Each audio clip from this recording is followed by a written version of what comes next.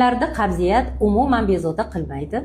Kechqurun uxlashdan oldin 1 stakan kefirga 1 choy qoshiq zig'ir urug'ini yoki 1 choy qoshiq psilium aralashtirib ichib yotadigan insonlarda. Kimlarning qoni hech qachon quyuqlashmaydi. 1 kilogramm tana vazniga 30 ml suv ichadigan va haftada 2-3 marta sarimsoqli suv ichib yuradigan insonlarda. Kimlarda qon bosim deyarli ko'tarilmaydi. Xamir va tuzli ovqatlarni kam iste'mol qiladigan, arpa bodyon yoki kiyik o'ti damlamasini ichib yuradigan insonlarda.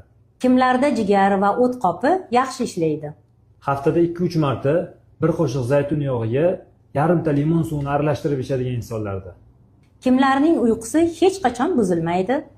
Uxlashdan oldin 1 stakan issiq sutga 1 qoshiq toza asal aralashtirib ichib yotadigan insonlarda. Kim qancha ovqat yesa ham semirmaydi.